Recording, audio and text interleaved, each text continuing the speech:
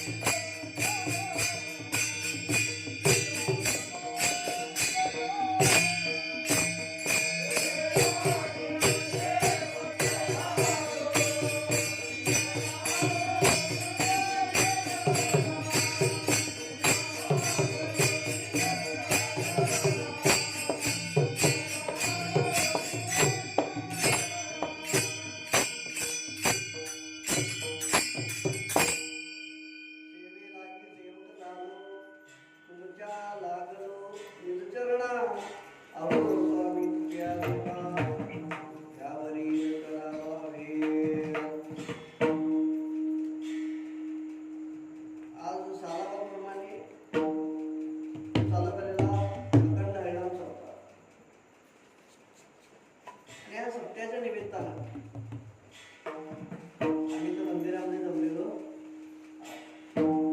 जसं भगवंत आपल्याकडून सेवा करून घेते त्या पद्धतीने तुम्ही आम्ही सर्वांनी मिळून आम्ही सेवा करायची आहे.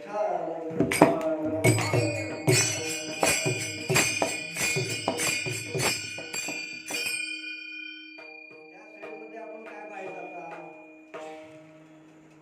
मला म्हणतात आनंदाच्या पोटी साठविल्या आम्हापोटी प्रेमी चाली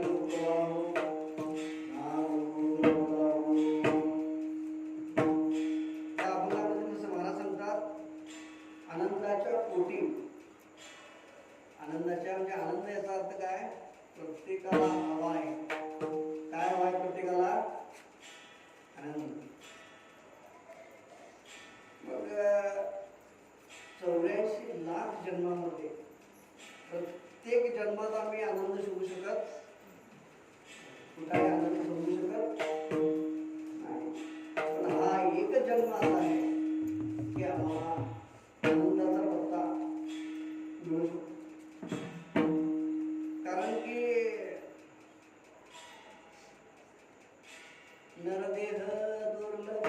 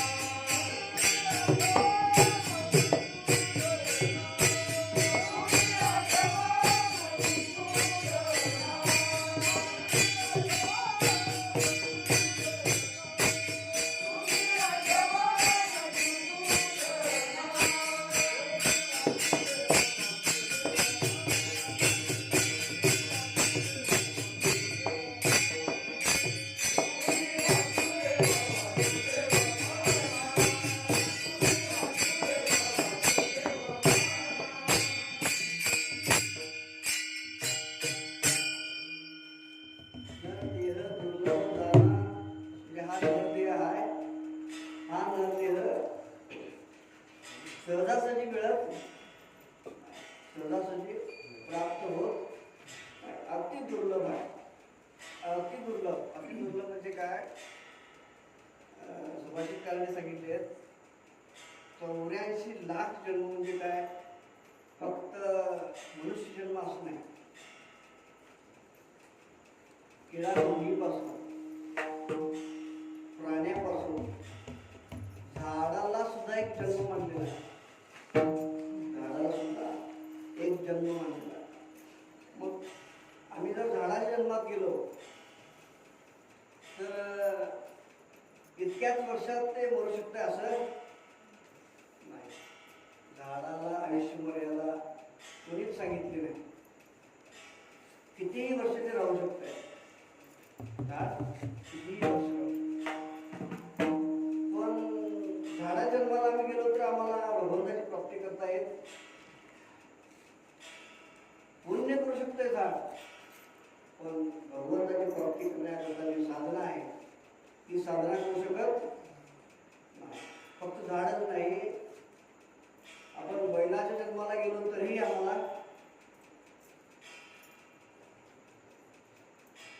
आनंद प्राप्त करता येत नाही. कारण की अति दुर्लभ आहे. अति दुर्लभ म्हणजे सांगताना शब्द कमी पडतील. इतके जन्म आमचे होऊन जातात पण आम्हाला मनुष्य जन्म मिळत नाही. हा यदा कदाचित जन्म मिळालाय, प्रारब्धानुसार मिळाला. थोडंफार तुमचं आमचं सर्वांचं पुण्य संचय आहे म्हणून जन्म मिळाला.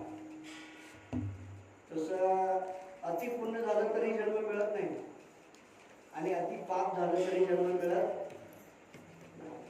तरीही मिळालाय म्हणजे आम्ही थोडंफार पुण्यवान आहोतच. त्यात काय शंका नाही. पुण्यवान आहोत म्हणून मला जन्म मिळाला. मग या जन्मामध्ये आम्ही कसंही वागण्याचा अर्थ आहे का? नाही, कसंही वागू नये माणसानं. माणसानं ज्याच्यात आनंद मिळेल ते आपण करतोय. प्रत्येक माणूस तेच करतोय. प्रत्येकाला काय वाटतंय? पैशामध्ये आनंद आहे. पैशामध्ये जर आनंद असता तर आत्ताची कोट्यावधीची श्रीमंतीची जी लोक आहेत ती सुद्धा सुखी आहेत असं तुम्हाला वाटतंय? अजिबात सुखी नाही. ती सुखी नाही, तीही दुःखीच आहे. फक्त दुःखाचे प्रकार वेगवेगळे आहेत. दुःखाचे प्रकार वेगवेगळे आहेत. पण अब्जाधीश कोट्यावधी श्रीमंती पैसा असणाऱ्या लोकांना सुद्धा दुःख आहे.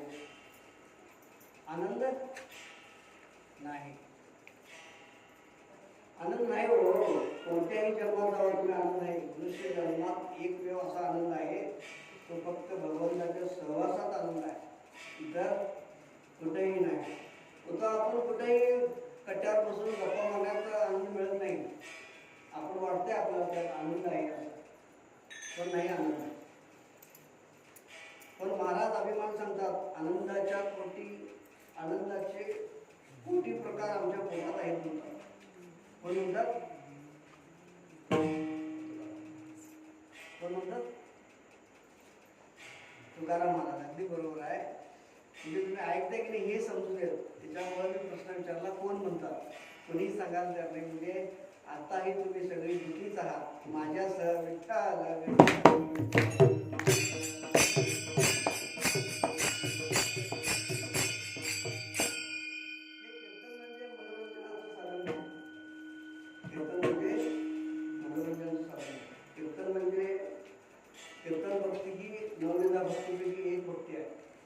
आणि ह्या कीर्तनामध्ये देवाला प्राप्तही करता येतं. नव्हे देव सुद्धा होता येतं. देव सुद्धा होता येतं. ते आपण कशामुळे देव होता येते? तर देवाच्या भक्तीमुळं. देवाच्या भक्तीमुळं देव होता येते. पण ते आम्ही ते करत नाही. आम्ही करतोय आनंद शोधतोय. आपण जगाच्या पाठीवर कुठेही जावा तरी आनंद कुठेही शोधला तरी मिळा. आनंद मिळण्याकरता आपण जन्माला आल्यापासून मरेपर्यंत फक्त आनंदाच्या शोधात आहे. पण कुणालाही आनंद मिळायला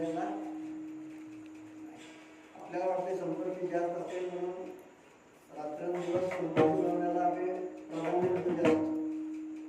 त्या संपत्तीमध्ये प्राधान्य देऊन सुद्धा काही उपयोग नाही.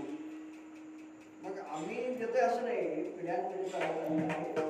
प्रत्येक जण आनंदाकरता कष्ट करतो, आनंदाकरता सगळ्या खटाटोप आहेत प्रत्येकाच्या. पण आनंद तिथं नाहीच आहे. तिथं आता मृगजळ कसं आहे,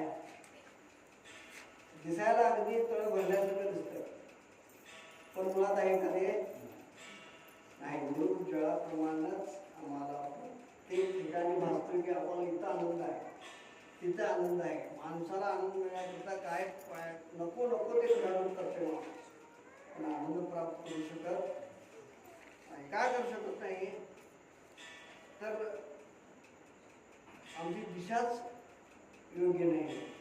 आता समजा मी करत घ्यायचा माणूस आहे, मला हंबरडेला यायचं आहे. कशा मार्गातून मी यायला पाहिजे? सरळ म्हटला तर निप्पाणी, कापशी, हंबरड. जर मी तिकडे यल्लमाच्या वाड्याला गेलो तर असं पूर्ण जगाची प्रदक्षिणा घातली तरी मला हंबरडे मिळणार नाही. ह्याच्या पाठीमागं काय कारण आहे? आपली दिशा चुकीची आहे. ती चुकीची दिशेनं आम्ही प्रवास करतोय आणि त्या प्रवासामध्ये आम्हाला आनंद हे जन्म गेला, आमचं आयुष्य जरी संपलं तरी आम्हाला आनंद मिळणार नाही. कितीही फिरलो तरी मला हंबरडे होणार नाही. तसं आम्ही कितीही जन्म येऊन, किती वेळाही जन्म येऊन, किती वेळा तरी आम्ही परत जरी मिळलो तरी नाही. कारण की जन्म आणि आयुष्य आपल्या हातात नाही. क्षणभर दूर नाही बरं.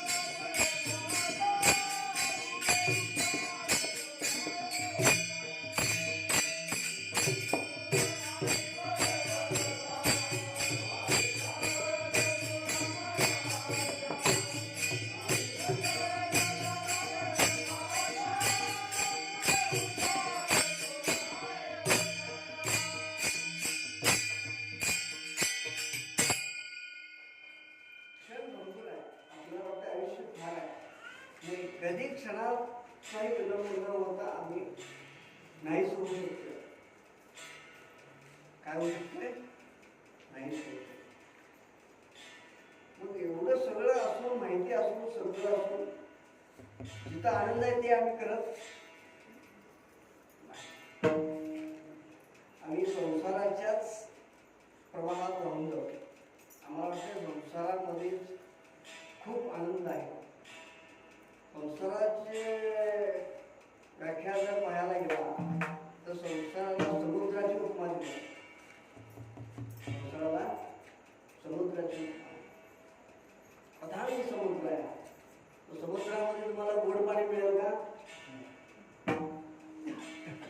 कितीही तुम्ही समुद्र मंथन करा, अगोदर झाले तसं परत वातावरण करायला गेला झाले ना.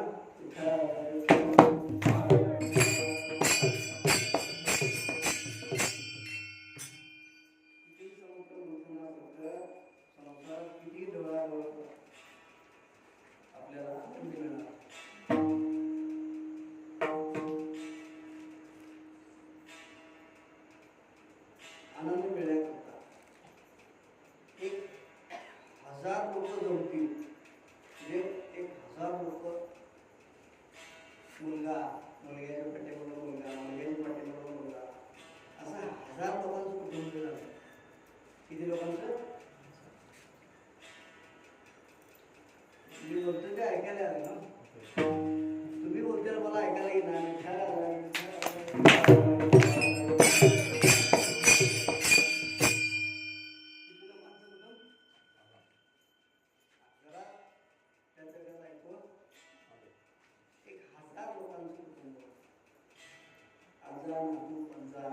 मुलगा भाऊ सगळे मिळून आता कुटुंब नियोजन म्हणजे हम दो हमारे कुठं आम्ही ठेवल्या कुटुंबाला. अगोदर एका घरात 20-20, 25-25 लोक तरी कुटुंब होते. आम्ही स्वतः डोळ्यात प्रत्यक्षात पाहिले. 25 लोकांचं कुटुंब सुखाने आनंदाने नांदत होतं. आता हम दो, आता जग एवढं लांब गेलंय, हम दो हमारा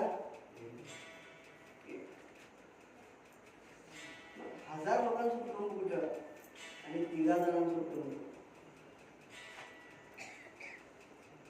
लोक कमी व्हायचं कारण काय कुटुंबातून?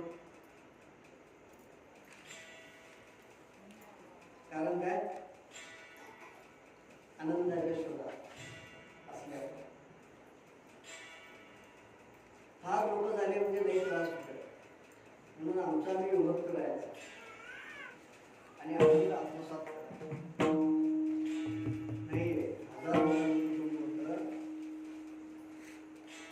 त्या 1000 लोकांच्या कुटुंबामध्ये आनंद मिळाला नाही. आनंद मिळाला. मग आता आम्हाला कसा आनंद मिळेल? आनंद मिळणं सोपं, पण सोपं कधी आहे? संतांच्या विचाराने गेला तर, संतांच्या सहवासात गेला तर.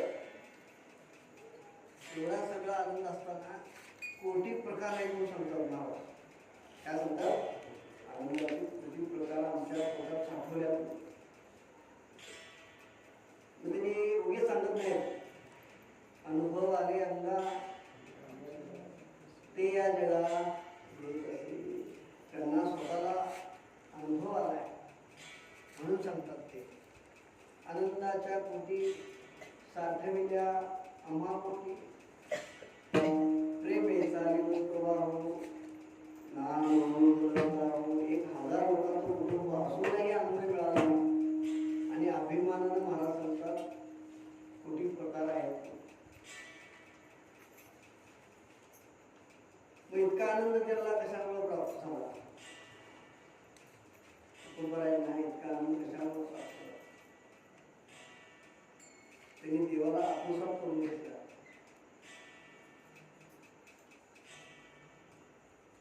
फार ऐकत असल्यामुळे 1000 लोकांचं कुटुंबचा मुख्य अधिकार असल्यामुळे फार ऐकत असायचं. तो काय ऐकत म्हणजे काय? त्याच्यासोबत सगळे कुटुंब मिळून जायचे. सगळे आजूबाजूचे सगळे घाबरायचे. का? कुटुंब मोठा.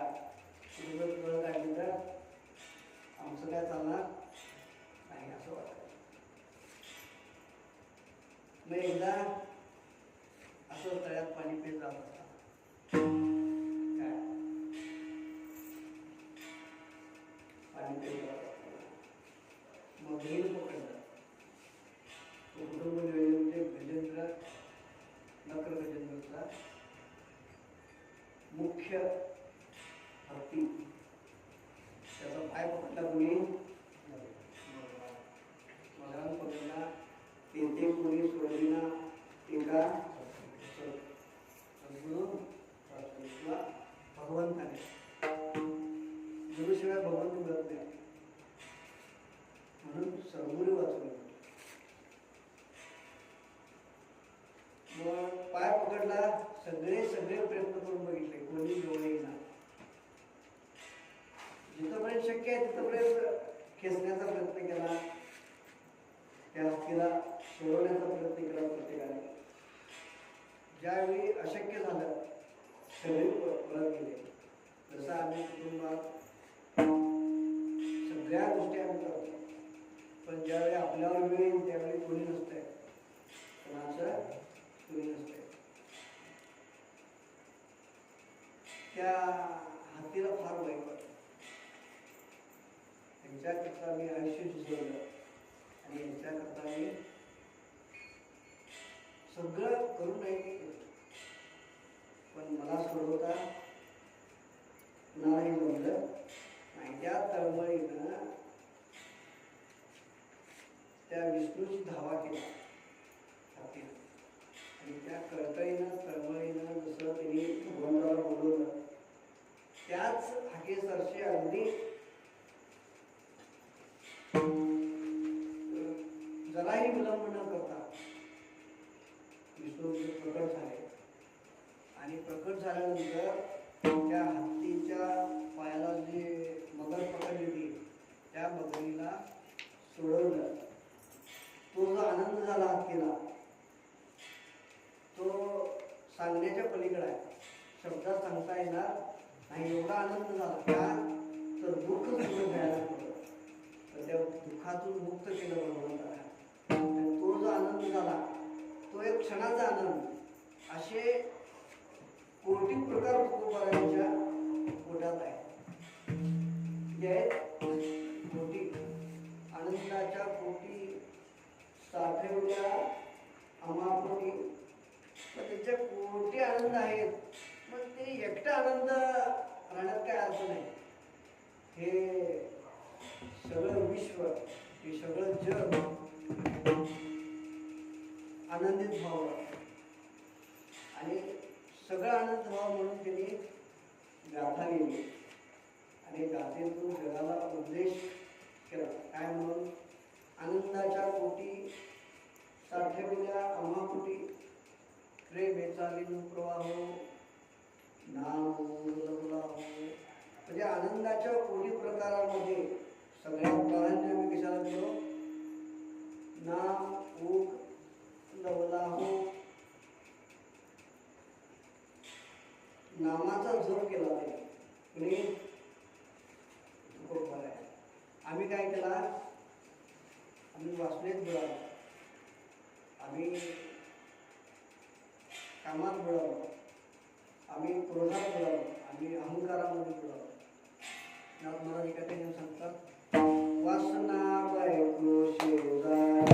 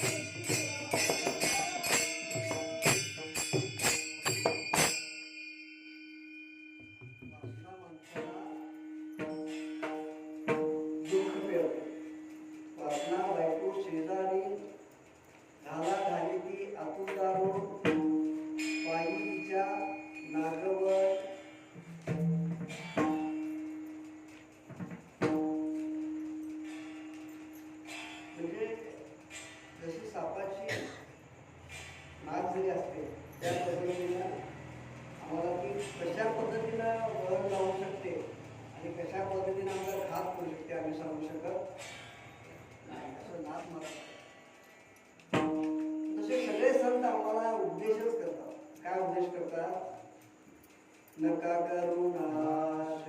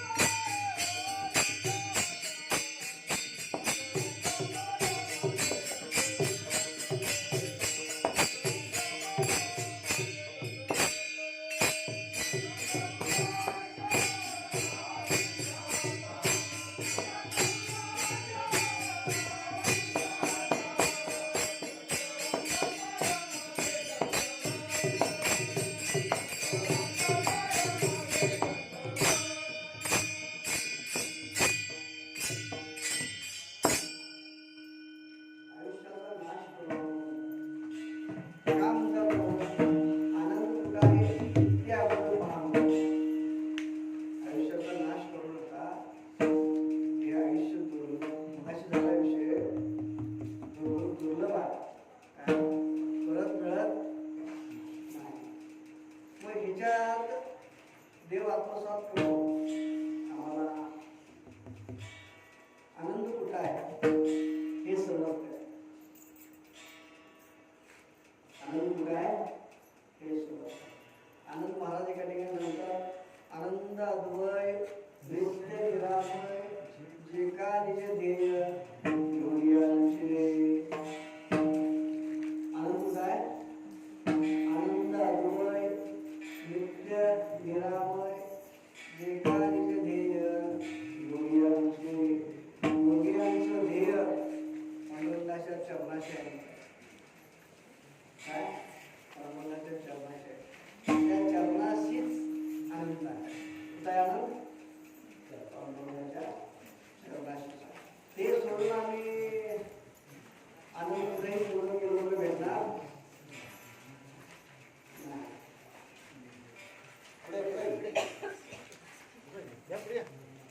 आणि आनंदासाठी जी घडामोड करायला लागतात ती आपण नाही करत. हे असं लग्न करायला आपण संतांच्या मार्गदर्शनातून जायचं तर आम्हाला आनंद पाहिजे. महाराष्ट्राने बोललो आनंद आहे पांडुरंगाच्या चरणात. पांडुरंगाचं चरण असं सहज भेटतो का? सहज भेटत नाही. महाराज महाराजांचं संपूर्ण आयुष्य गेलं. बाजूचे गुण कोणीनं ऐकती काही पूर्ण आयुष्य त्यांनी सांगण्यातच घालवले. कोणी तू बरं आहे काय सांगण्यात घालवले? बाबा हे तुम्ही वाचलं हे चांगलं नाही. त्यांचं म्हणणं काय आहे? विष्णुमय जग वैष्णवांचा धर भेदाभेद भ्रम अभंग हे पूर्ण जग विष्णुमय व्हावं आणि भेदाभेद नाहीच व्हावं आणि अमंगळ वाचा सुद्धा होऊ. मग ते सोडून आम्ही कसंही वागायला लागलोय. ह्या वागण्यामध्ये काही अर्थ नाही. आता तरी किमान इथून पुढं तरी ह्याच्या अगोदर आयुष्य कसं गेलं ह्याच्यापेक्षा इथून पुढं तरी महाराज सांगतात त्या पद्धतीने जायला पाहिजे. महाराज काय सांगतात? रामकृष्ण हरी विठ्ठल केशवा वंशात परवा या विना अनेक असतापे सादर वाहतसे आन विठोबा.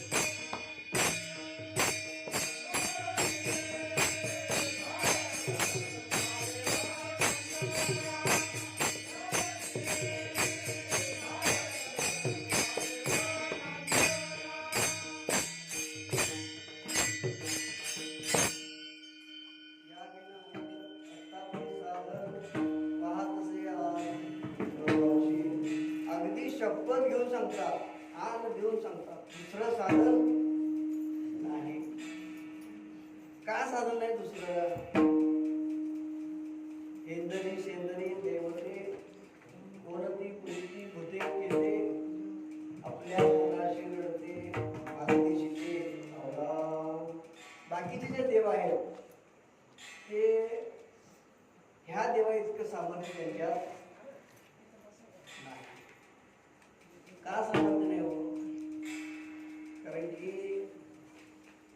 इतर देवांना काहीतरी द्यावं लागतं.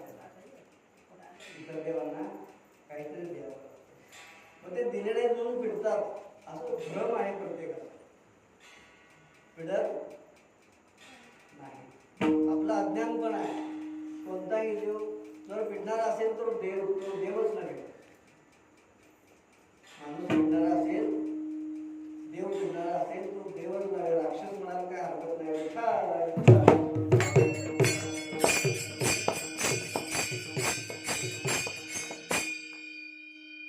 आपला मुलगा कितीही मूर्खासारखा वागला, कितीही अज्ञानपणासारखा वागला, कसंही वागला तरी आपल्या आई वडिलांना तो असू दे आपला पोरगा तसं नाही. बरं काहीतरी चुकीचं वागला असेल तसं नाही माझं म्हणून कुणाच्या तरी संगतीनं असं वागतोय. एवढी मानसिकता पोटात असते आयुष्यात, एवढी मानसिकता माया असते. हे फक्त आई वडिलांची माया आहे. मग त्या भगवंताची माया किती असेल?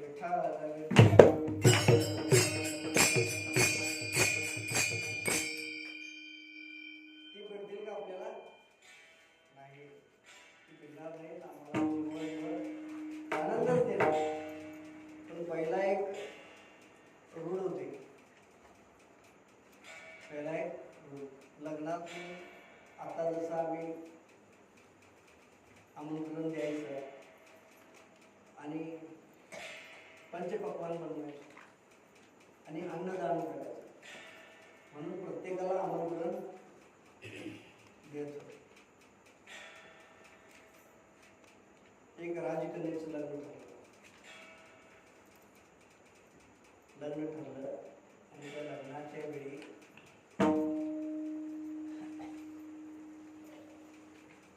असली जेवणाचं नियोजन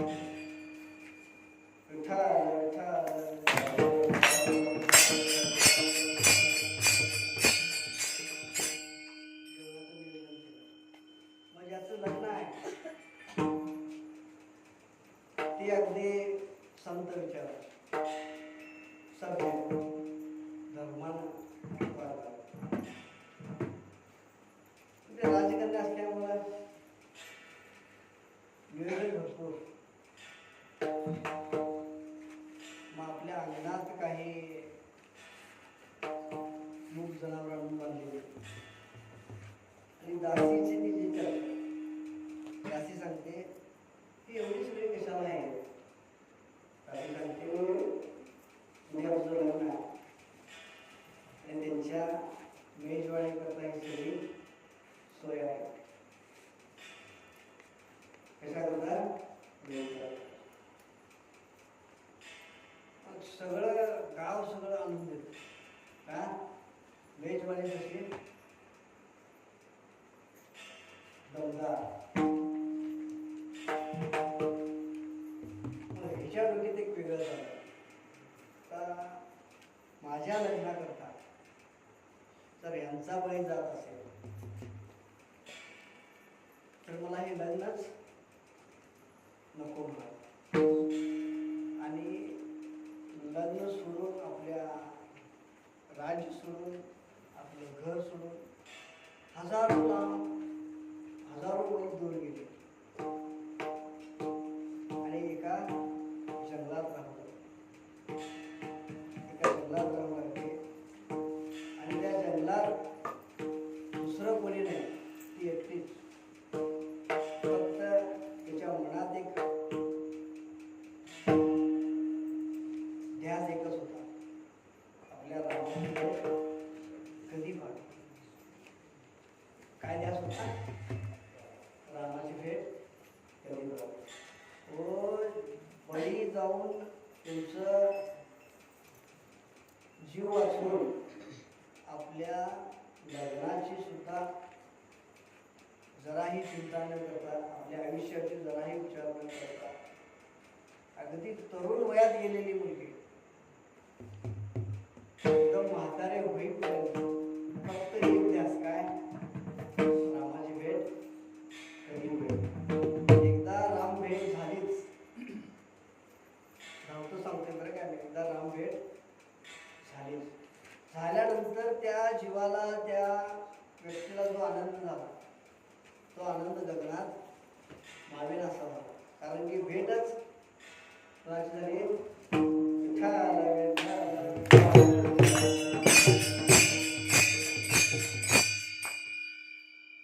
आयुष्य गेलं वाट बघण्यात, पूर्ण आयुष्य गेलं. मग लगेच भगवंत मिळाला असता तर एवढं महत्व वाटलं नसतं, पण आयुष्यभर वाट पाहून थोडीशी भेट झाली भगवंताची. तो जो आनंद आहे, तो जो आनंद आहे, तसे कोटी प्रकार माझ्या पोटात आहेत असं तो करायचा.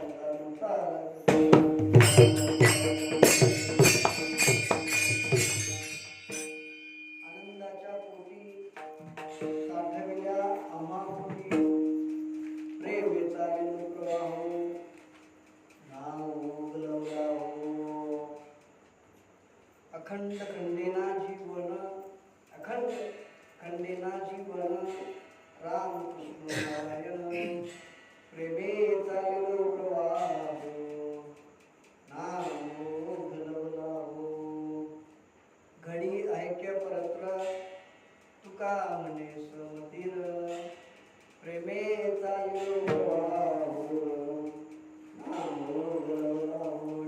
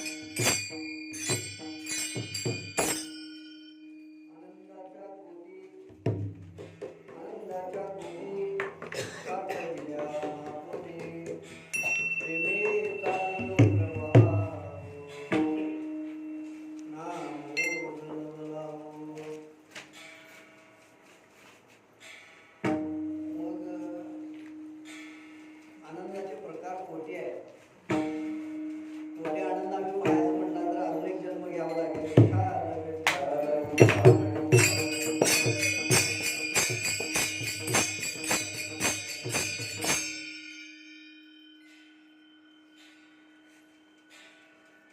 मिळण्याकरता देव आपल्या जवळ आहे. देवच आनंद आहे. आनंद दुसरं काय? हे सगळं मिथ्या आहे. काय मिथ्या आहे? का मिथ्या आहे हे सगळं? तर भगवंताशिवाय सगळं हे शून्य आहे. भगवंताशिवाय सगळं का शून्य आहे? तर भगवंताच्या एक रोमामध्ये पृथ्वी राहील. एवढा मोठा भगवंत आहे. काय म्हणतो मी? रोम म्हणजे आपल्या अंगाचा एखादा केस उगवला, तो खड्डा राहतोय, त्या खड्ड्यात एक पृथ्वी मावेल इतका मोठा भगवंत आहे. एवढा प्रभू भावे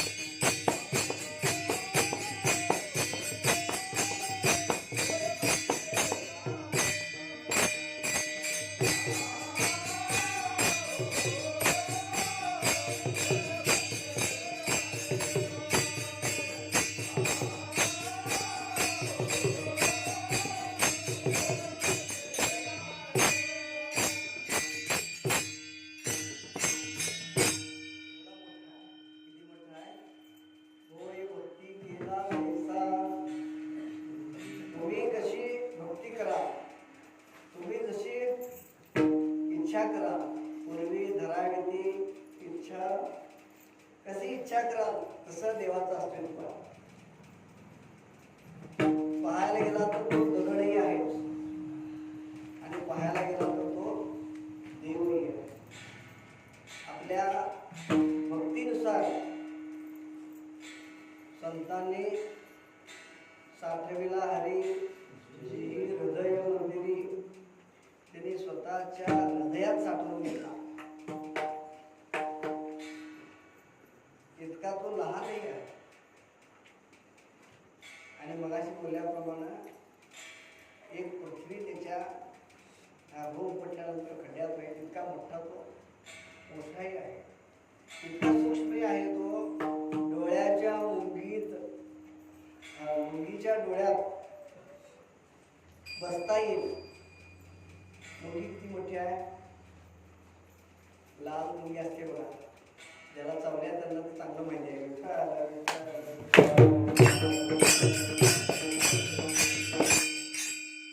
लहान आहे मग. त्याच्या डोळ्यात फर्स्ट क्लास असं आरामशीर बसता येईल. इतकं सुद्धा लहान होतं आणि मोठाही भयंकर आहे. पण त्याला आत्मसात करण्याकरता जी भक्ती लागते, जे ज्ञान लागतं ते कसलंही चालत नाही. भक्ती प्रेमाविन ज्ञान नको देवा असं सुद्धा मला म्हणजे कसं आहे, जे पाहिजे आहे ते प्रेमानं असावं. थोर प्रेमाचा भुकेला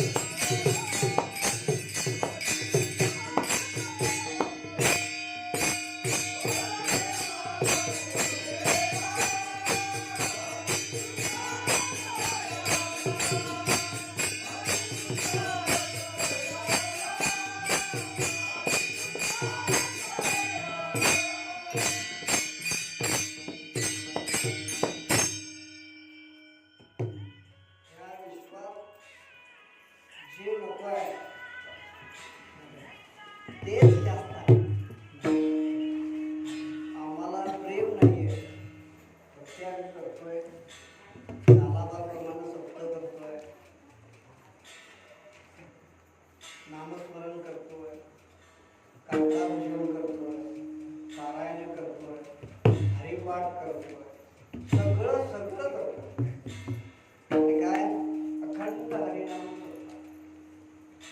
फक्त पत्रिकेत तेवढंच विठ्ठल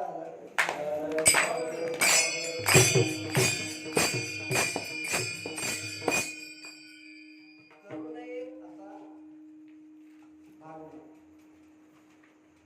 करावं. संतांनी हे टिकवण्याकरताच ही चांगली पाडली. ज्ञानेश्वर महाराजांपासून आतापर्यंत चालत आलेला हा सप्ताह आहे. नारदापासून चालत आलेलं आहे सगळं, आता नाहीये, पिढ्यानपिढ्या चालत आलेलं आहे. पण सगळ्यामध्ये कमतरता आहे ती फक्त प्रेमाची. प्रेम नसेल तर सगळं व्यर्थ आहे. सगळं फर्स्ट क्लास जेवण बनवलंय आणि मीठच नसेल तर त्या जेवणाला कुणीही महत्व देणार नाही. गात जागा गात जागा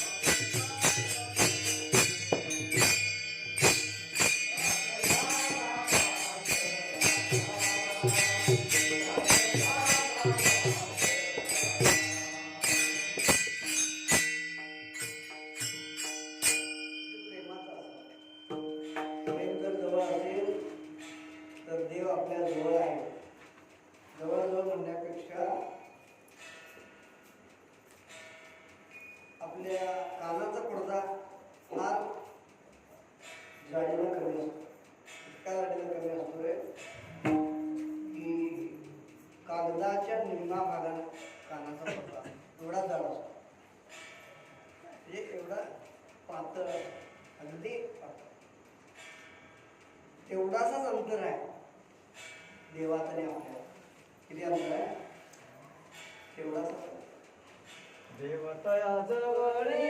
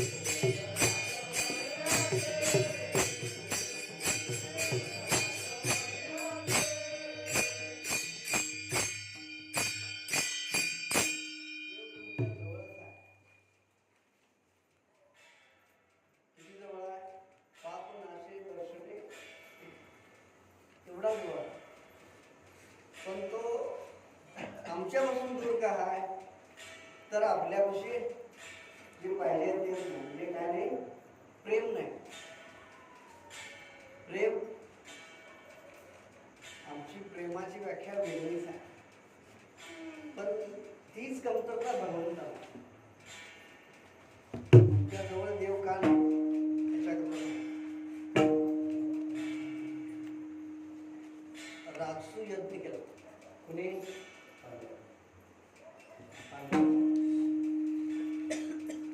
राजसू यज्ञाचं मुख्य धोरण काय आहे? राजसू यज्ञामध्ये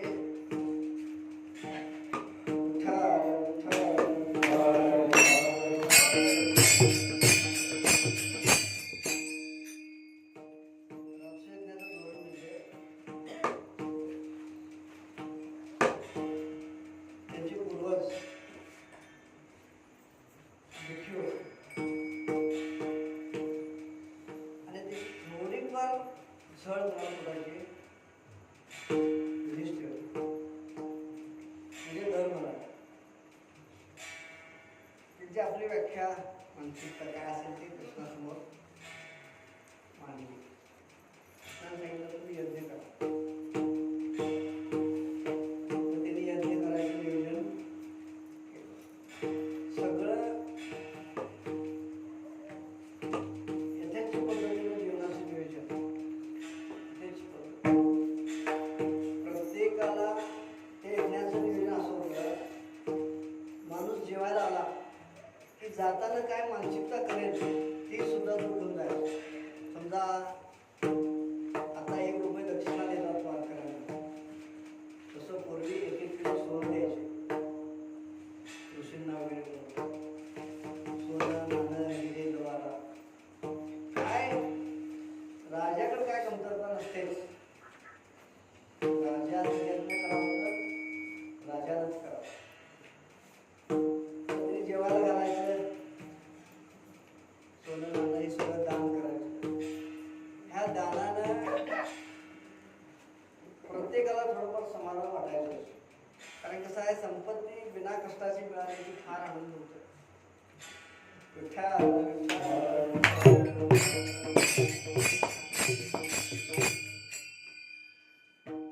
असं ब्राह्मणांना फार आनंद व्हायचा. वर्ष युद्ध चालू, 11 महिने युद्ध चालू. त्या यज्ञामध्ये बरेच प्रकारचे ऋषीमुनी यायचे, बरेच प्रकारचे लोक यायचे, बरेच प्रकारचं तिने दान सुद्धा करायचे.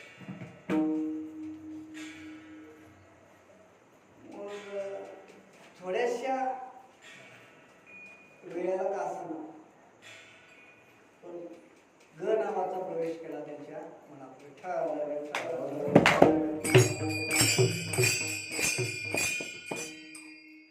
ग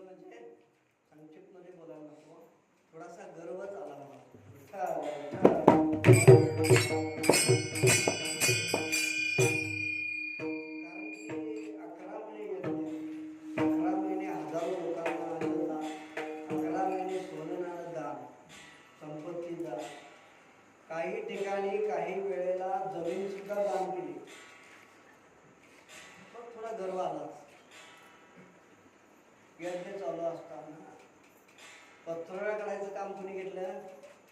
भगवंतांनी घेतलं. स्वतः पत्रोळे काढता काढता एक मुंगूस आलं तिथं आणि लोळायला लागलं. काय झालं? लोळता लोळता भीमाला लागला, हे तुच्छ प्राणी तिथं आला. असं म्हटलं भगवंत आढळला, असं नको बोलू मला. एक कोणीतरी योगी आहे, योगी नाही ते स्वतः मुंगूस बोलला की या यज्ञाची महानता पाहायला आलो ना. काय म्हणाला मुंगूस? यज्ञाची महानता. गर्वहरण करण्याकरता हा सगळा खटाटोप भगवंत. कसं पाहायला आलं? तर त्या यज्ञात बघून पाहिलं तर त्याचं अर्धा अंग सोन्याचं होतं आणि अर्ध तुमचं आमचं आहे तसं होतं. विठ्ठल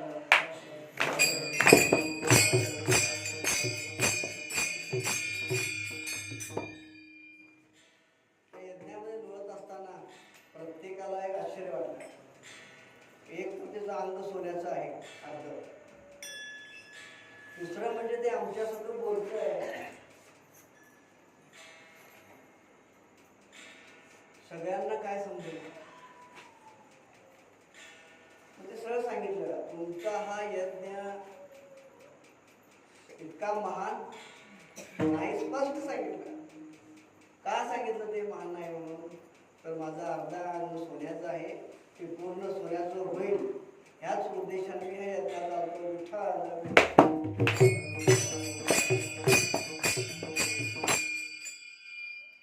काय यज्ञात सोन्याचं झालं नाही, तिथं राहिलेलं अंग. ह्याच्या पाठीमाग प्रेमाची कमतरता असते भगवंताला, त्यांनीच ही लीला केली. मग त्याचं अर्धा अंग सोन्याचं होतं, ते अर्ध का झालं सोन्याचं हे सुद्धा पाहिल्याशिवाय तुम्हाला लक्षात येणार नाही की हे अर्ध सोन्याचं आणि अर्ध असंच का.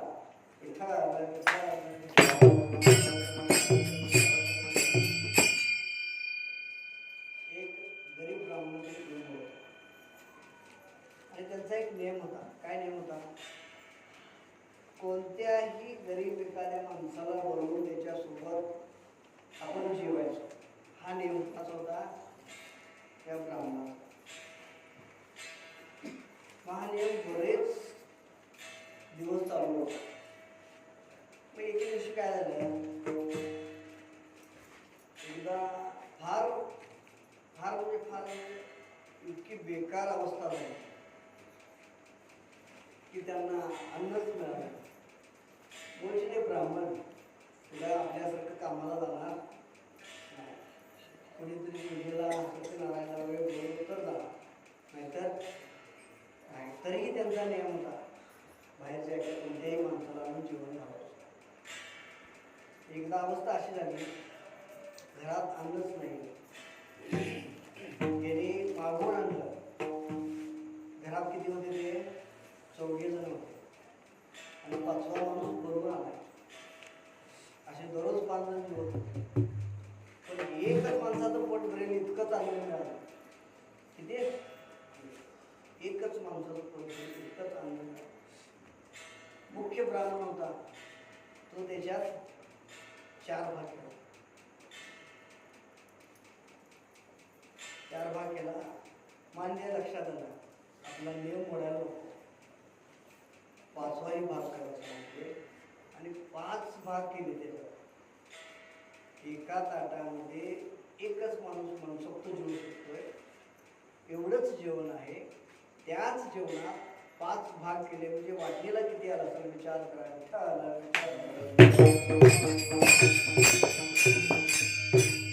थोडंसं पण अगदी आनंदाने त्याने त्याचे 5 भाग करून प्रत्येकाने सेवन करायला ताट समोर घेतली.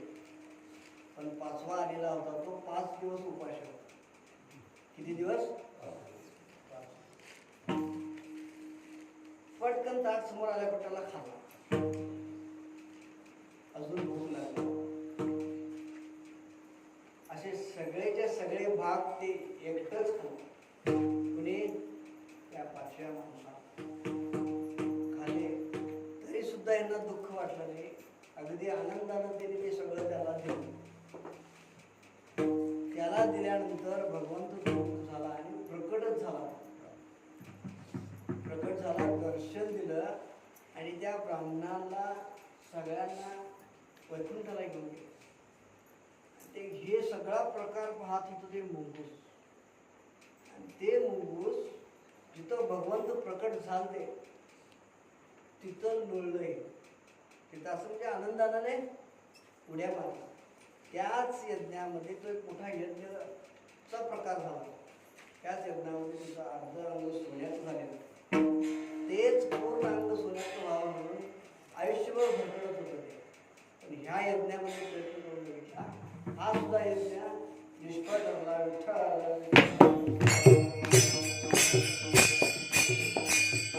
त्याच्या पाठीमागं प्रेम नसल्यामुळं, गर्व प्रवेश केल्यामुळं 11 महिने चाललेला यज्ञ निष्फळ ठरला. आमचा 7 दिवसाचा सप्ताह निष्फळ ठरायला काय हे नाही. ह्याच्यात प्रेमाचं असावं, जे आहे ते प्रेमाचं असावं, आनंदाचं असावं आणि भक्तीचं असावं. इतरांना ते दाखवण्याकरता भक्ती असू नये. इतरांना समजेल, लोक आम्हाला काहीतरी वाहवा करतील म्हणून भक्ती असू नये. आपण भक्ती भगवंताकरता करायची. म्हणजे कशी असे ना, भक्ती देवाला मान्य होते, फक्त ती प्रेमातून अंतःकरणातून असावी. आनंदाच्या कोटी साठविल्या आम्हा पोटी, प्रेमे चालेल प्रवाह नाम ओघ लवला हो. नामाचा ओघ जसा आम्ही श्वासोश्वास घेतोय त्याच पद्धतीनं नामस्मरण घ्यायला पाहिजे. त्याच पद्धतीनं आपण नामस्मरणाचा स्वीकार करायला पाहिजे. आणि ते कसं पाहिजे, प्रेमे चालील प्रवाह, अगदी प्रेमानं पाहिजे. पण कसं अखंड खंडेना जीवन, आपण जे जीवन आहे ते अखंड देव, अखंड खंडेना जीवन. राम कृष्ण नारायण, मग तुम्ही राम घ्या, कृष्ण घ्या, नारायण घ्या, कोणतंही घ्या, पण कसं घ्या, प्रेमे चालील प्रवाह नाम ओघ लवला हो. घडी ऐक्य परत्र तुका म्हणे संतीर, प्रेमे चालील प्रवाह नाम ओघ लवला हो. ज्ञानेश्वर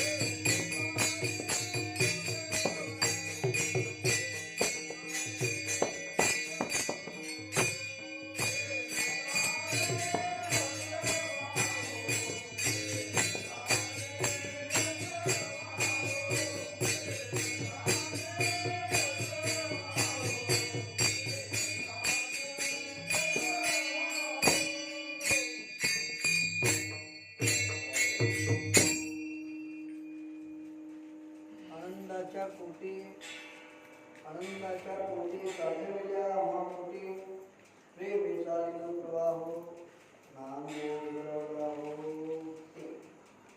अखंड गंधेना जीवन अखंड गंधेना जीवन रामकृष्ण नारायण प्रेमे चालिनो प्रवाहो नामो गुरवराहो. घडी ऐक्य परत्र घडी ऐक्य परत्र तुका म्हणजे स्वयंतीर प्रेमे चालिनो प्रवाहो नामो गुरवराहो. घडी ऐक्य परत्र म्हणजे ह्याच वेळी ह्याच काळी असं काय नाही, कोणत्याही काळात कोणत्याही वेळेत आपण नामचिंतन करायचं. त्याला काळाचं वेळेचं काही बंधन नाही. आपण आता उठलोय, आंघोळ करायला नाही, आंघोळ केल्याशिवाय देवाचं नाव सुद्धा घेत नाही. चहा पिल्याशिवाय मी नाव घेत नाही, नाव घेतल्याशिवाय चहा पित नाही. म्हणजे हे सगळं आपली मानसिकता आहे. त्याच्यापेक्षा आपण जे करतो ते प्रेमानं आनंदानं करावं. आणि आनंदाचे कोटी प्रकार आहेत. काय म्हणजे कसं आहे, कोटी हा सांख्यशास्त्रातला शब्द न धरता संस्कृतमध्ये कोटी आणि मराठीमध्ये प्रकार हे दोन्ही समानार्थी शब्द असतात. काय म्हणजे मी प्रकाराला संस्कृतामध्ये कोटी म्हटले गेलेलं आहे. काय म्हटले गेलेलं आहे? कोटी म्हटले. आनंदाच्या कोटी साठविल्या महापोटी प्रेमे चालिनो प्रवाहो नाम गुरवराहो. अखंड घंटेना जीवन रामकृष्ण नारायण प्रेमे चालिनो प्रवाहो नाम गुरवराहो. घडी ऐक्य परत्र तुका म्हणे स्वयंतीर प्रेमे चालिनो प्रवाहो नाम गुरवराहो. म्हणते कृते ऐकते सरते करुणे घ्यावे तुमते विनोद असे. आत्ताची कीर्तन करूची सेवा झालेली आहे ती भगवंताच्या कृपेनं आणि तुम्हा सर्वांच्या आशीर्वादानं पार पडलेली आहे. काही चुकीचं बोललं असेल तर करा क्षमा अपराध. महाराज तुम्ही सिंधू या न्यायाप्रमाणे मला क्षमा असावी. जे योग्य आहे ते भगवंताचं आहे, ते चुकीचं आहे ते माझ्या बुद्धीचा दोष आहे. झालेली वेडी वाकण्याची सेवा आहे ते भगवंताच्या चरणी अर्पण.